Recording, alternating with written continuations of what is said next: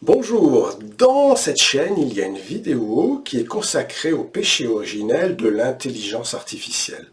Alors on va rajouter un autre problème, car vous le savez, les défauts ça s'accumule et les problèmes ça vole en escadrille.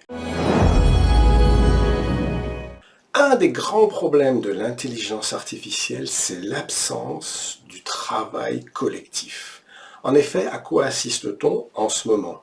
On pose une question et on a une réponse apportée par une machine, d'abord sans aucune intervention humaine réelle, aussi bien personnelle, ça c'est la première faille, mais en fait aussi également collective. C'est-à-dire que tout ce qui fait non seulement le charme des réunions, du travail en commun, de l'étincelle qui vient d'un coup avec des questions, des réponses, des apports de chacun, des éclairages, des questionnements, tout ceci n'existe absolument pas dans l'intelligence artificielle.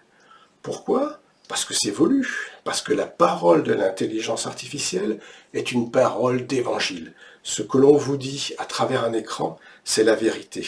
La seule vérité, la vérité la plus pure.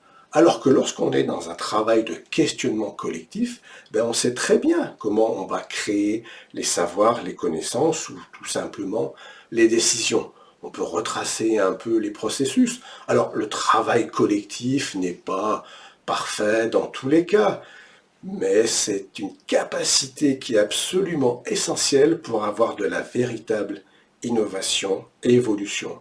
Et tout ceci, l'intelligence artificielle nous en prive sans nous en informer et sans aussi nous sensibiliser. Mais ça, c'est normal. Un fabricant d'un produit médiocre, au sens de moyen, ne va pas nous alerter sur les limites et les défauts de son produit.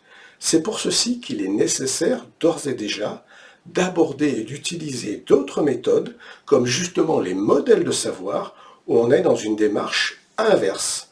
On part de l'humain, on crée des savoirs sculptés et validés dès le départ par tout le monde, et sur lequel, comme des espèces de briques de Lego, on va pouvoir créer des savoirs, mais aussi les déconstruire et les reconstruire pour en faire quelque chose de plus pertinent ou de plus adapté à un contexte.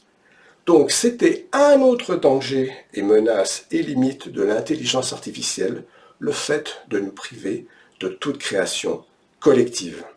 À bientôt pour une nouvelle vidéo, soit sur l'intelligence artificielle, soit sur les modèles de savoir.